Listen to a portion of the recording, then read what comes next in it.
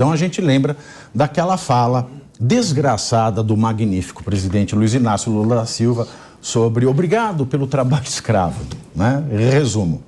Agora, o que mais me surpreendeu ontem, a Benedita da Silva passou um aspirador industrial. Agora hoje, pasmem, senhores, não estão sentados? Senta, que lá vem história. O ministro dos Direitos Humanos e da Cidadania, Silvio Almeida, foi outro que defendeu Lula depois da fatídica fala, aspas, temos uma profunda gratidão ao continente africano por tudo que foi produzido durante 350 anos de escravidão no nosso país, fecho aspas. Em entrevista ao jornal O Estado de São Paulo, Silvio Almeida, ministro dos Direitos Humanos, afirmou que o que Lula quis dizer é que o Brasil tem dívida com a África e ela tem que ser paga. Depois da gafe absurda de Lula, a assessoria de imprensa de Chancha, Cristina Charão, anunciou que deixará o posto para reforçar a equipe que escreve os discursos oficiais do presidente da República. Apesar das mudanças, o efeito prático deve ser reduzido, já que Lula normalmente, como um grande estadista que é, aquele que vive do Estado, normalmente improvisa suas falas em eventos e cerimônias, mesmo com discurso já escrito. Ministro dos Direitos Humanos deu esta passada. Pode até ser, eu até acredito, Pepe, que o Lula não quis dizer isso, mas ele devia, né, podia falar, olha, não foi isso que eu quis dizer. Sabe dar um Barrosinho? Sabe dar o Barrosinho? Eu queria Barroso, mas o Barroso não cabia, do Lula até cabe, porque a gente sabe que o Lula não é nenhum literato, diferentemente do Barrosinho. Então o Lula dá o Barrosinho, estava tudo certo, mas ele não deu o Barrosinho. Agora, o pessoal passando pano desse jeito, né? Falando assim, não, ninguém fala ele se equivocou. Todo mundo tem medo do Duce, né? O Duce não può fare errori. Verdade. Essa fala do Lula, ela é reprovável, né? Sobre todos os aspectos, né? E lembra muito a fala que ele fez ano passado, falando que o melhor resultado da escravidão é a miscigenação do povo brasileiro, né? Não há resultado positivo, saldo positivo na escravidão que o Brasil fez, né, em relação à África, né? E o Lula não tinha que agradecer a África por nada, tinha que pedir desculpas. Ele tinha que falar desculpa, perdão pelo ato predatório que eu fiz no começo da minha história. Então essa frase dele pedindo gratidão foi uma frase completamente infeliz. Agora tem uma resposta... Rui Barbosa não escorregaria nas palavras. Todo mundo escorrega. Não, Rui Barbosa jamais. Todo mundo que é humano erra alguma vez. Joaquim Nabuco. Joaquim Nabuco nunca confundiria Nabucodonosor com Nabu, você sabe onde. O problema, Pavinato, é não reconhecer o erro e pedir desculpa. Exatamente. O problema é manter e criar narrativas para justificar a própria narrativa que foi errada e reprovável. E tem uma justificativa, na minha opinião, técnica sobre isso, né? Não dá para negar que a esquerda e o PT, ele coopta os movimentos sociais, o movimento de negro, o movimento das mulheres, né? E esses movimentos nunca vai criticar o governo Lula sobre esse aspecto. Então, dificilmente... Não é o governo você Lula, vai ver... o Lula. O Lula. Porque o Quaquá... O Lula. O Quaquá no grupo do PT, do Zap Zap, porque eles estavam querendo lançar a Duda Salember para a prefeita de Belzonte o ano que vem. Ela é uma mulher trans. Aí o Quaquá foi contra. Aí começaram a chamar o Quaquá de homofóbico. Então não é o PT, é o Lula, é o Duce. O Lula. É isso. Duce. É isso.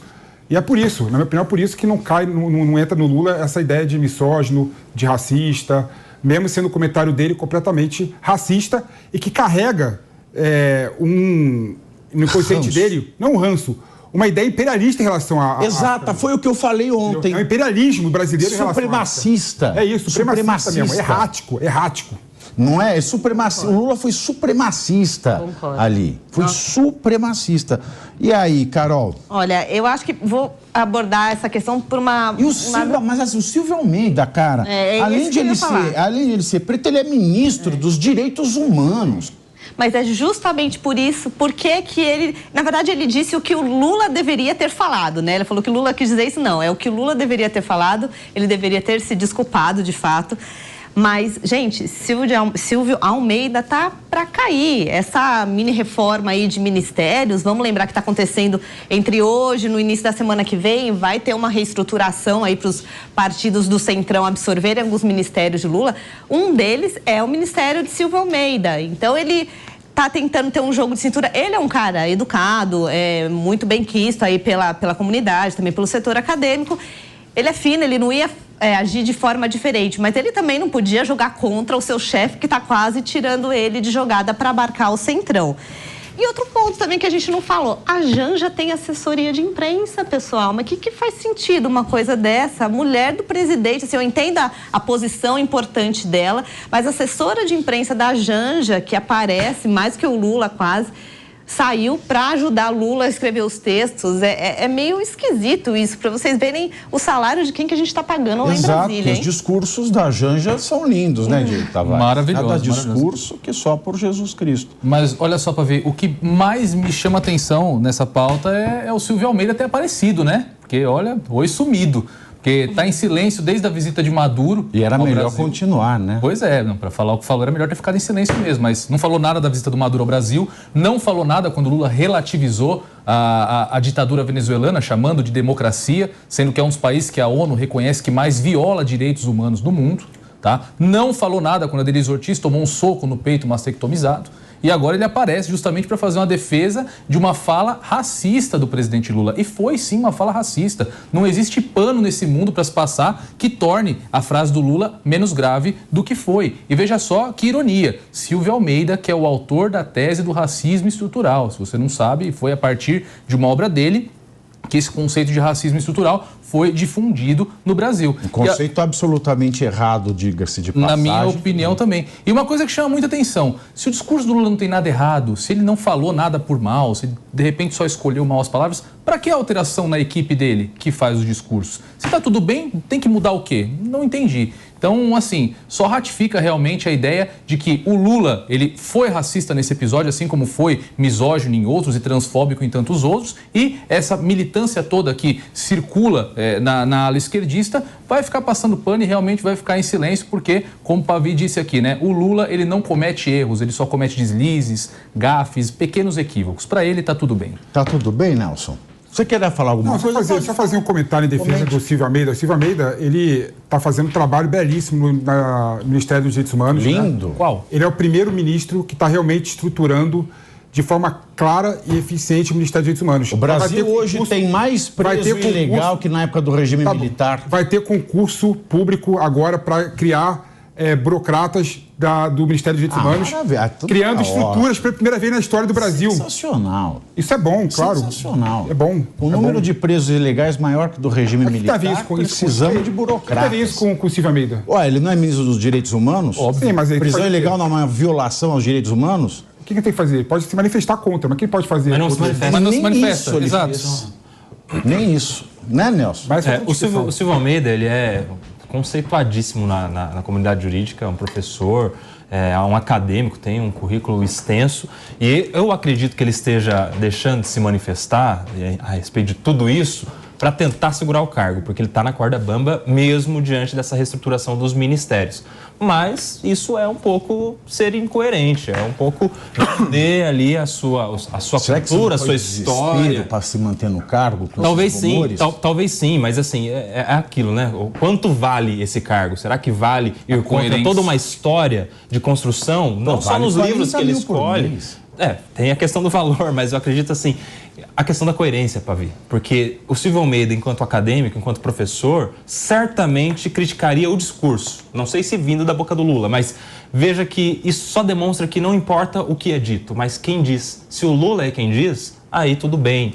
Quando alguém diz que a outra pessoa quis dizer algo quando disse alguma coisa, já está demonstrando que aquele discurso inicial não foi tão feliz assim. Mas eu gostaria de falar mesmo da cultura aí do presidente Lula nos seus discursos de improviso. Neste Lula 3 em especial, ele está indo muito mal. Não sei se pelo cansaço, se pela falta de prática, pelo tempo que ficou ausente. Ele não é o mesmo habilidoso com as palavras que era nos seus primeiros mandatos. Mas agora é muito menos, para ver, porque em poucos meses ele já fez discurso. Mas é o efeito Dercy Gonçalves. Também, mas a gente vê, por exemplo, ele fez discurso contra as pessoas com deficiência, falando que a pessoa com alguma deficiência intelectual tem problema de parafuso. Ele fez um discurso muito infeliz também em relação às questões de democracia na Venezuela, relativizando o conceito de democracia. Fez discursos infelizes falando que é uma narrativa a questão do problema de democracia na Venezuela. Ele fez discursos infelizes em relação aos números no Brasil. Falou que 700 milhões de pessoas morreram na Covid. Então, assim... 186 milhões de casas... Mas assim, é dizer... é mentira deliberada. Isso é mentira deliberada. É tudo mentira deliberada. Não é só no discurso oficial, não, o Pepe. É também na falta de empatia no discurso. A gente viu recentemente ele falando sobre alguém que ligou para ele de madrugada para falar que um companheiro tinha morrido. Por que vai acordar ele para falar que um companheiro tinha morrido? Para que fez isso? Deixa ele dormir. Agora são 14 horas e 31 minutos. Ou seja, o presidente Lula está indo mal no improviso, nos discursos. E se esses mesmos discursos tivessem sido ditos pelo ex-presidente Bolsonaro, isso teria uma outra repercussão por essas pessoas, com certeza. Quando ele falou do quilombola de arroba lá. E o Lula falou de obesidade do Dino e ninguém... Ele é o antifrágil. Mas tem coisas, por exemplo, que isso é interessante, né, quando você observa, né? Tem coisas, por exemplo, que pega no Bolsonaro, tem coisa, por exemplo, que pega no Lula, e tem coisa que não pega o Lula de jeito nenhum. Lula não pega a alcunha de misógino. Mas o que pega no Lula? Mas você sabe por quê? Mas pega de ladrão. Porque assim, vai lá o judiciário de escola. O contrário. Bolsonaro não pega a alcunha de ladrão, mas pega a alcunha de genocida, de um cara que não liga para direitos humanos. Ou seja, Mas tem um porquê, Felipe. Tem uma situação... Por que não pega no Lula o discurso de misógino, de homofóbico? Movimentos sociais... Historicamente, conta de passação de pano. Extremismo. Passação de pano. Extremismo. Omissão. Aquela frase. Omissão, não só omissão, como mulheres são também. Aquela frase que ele fez lá, mulher de grelo duro. Já dizia Dilma. Aquela frase que ele falou, né, no discurso dele no passado. É grilo, não fala essa palavra, grilo. Grilo duro. Virou uma frase que as feministas abraçaram. Você vê, por exemplo, cartaz, eu sou mulher de grilo duro, assim, grilo duro. Grilo. Fala grilo.